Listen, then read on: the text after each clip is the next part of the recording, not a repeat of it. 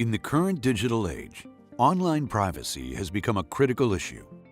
With an ever-increasing amount of personal information available online, concerns about how to protect our data is becoming paramount. Some of the biggest issues with regards to personal information and lack of privacy is that everybody is creating data, and you are not in the position to understand and control this information. You are not really private in a digital world. There are regulations and regulatory organizations to help protect your privacy, but these regulations do not have the ability for enforcement. So you do not have the ability to actually regain the ownership of this digital asset that large corporations, AI users, AI companies are monetizing on your behalf. So data privacy and management online is becoming an incredible priority.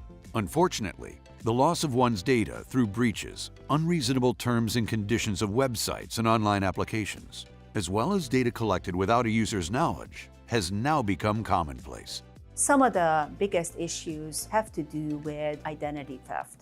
Identity theft has multiple and far-reaching implications, not just in the digital space, but also in physical space. In today's world, the intellectual property we create is no longer under our control. We have to implement state-of-the-art software algorithms that require a massive increase in computational horsepower. So that requires two components. It requires a software component and the ability to execute that IP on available compute hardware.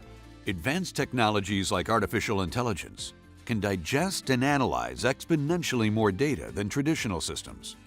In addition, the advent of generative AI has made it difficult to decipher real content from that which has been stolen, manipulated, or is fake.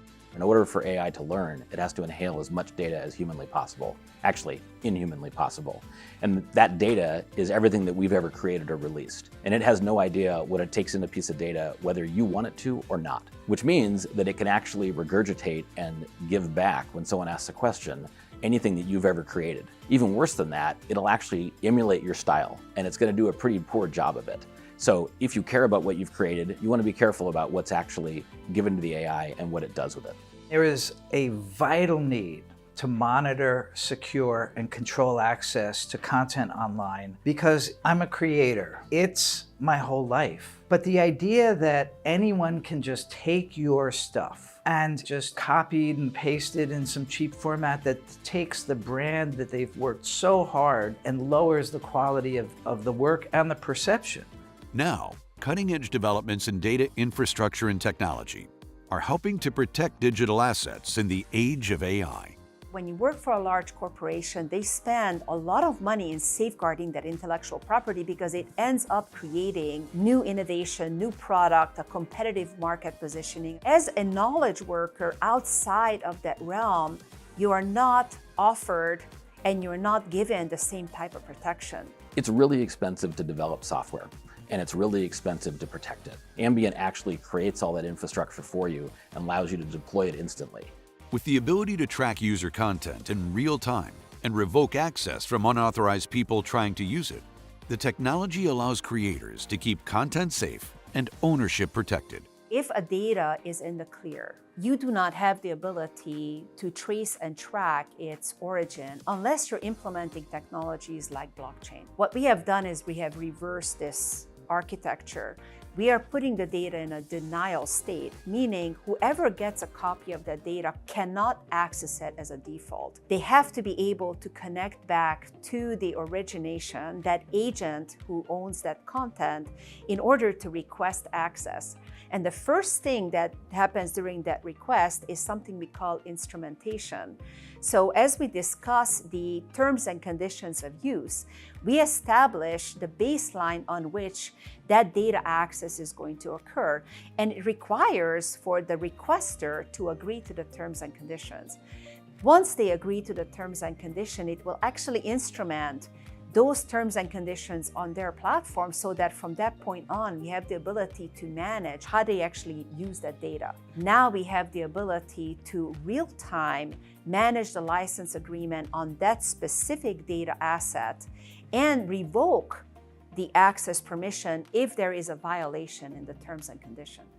In a landscape where data is owned and controlled by a few large companies, the technology enables everyone to claim their property and choose not only who uses their data, but how it is being used, paving the way for a more equitable and secure digital future. We allow you to monitor what's happening with your data, and you don't have to worry about what platform it's on, where it is in the world. You just find out how it's being used, and you get to decide if you're okay with that or not. And if you're not, you can turn it off, and you can take that control back. So we actually create an ambient twin, or an AI, that understands what you care about and what you're going to do to control your data, and it does it all for you.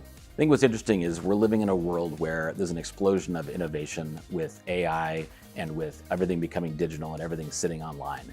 And the unfortunate part is that in that world, all the protections that we had in the physical world didn't translate. So what we need to do is we need to establish your rights and every individual's rights in that world around that digital data, and allowing you to track and monitor and control how your data is used. And from there, it'll start rippling across the entire industry.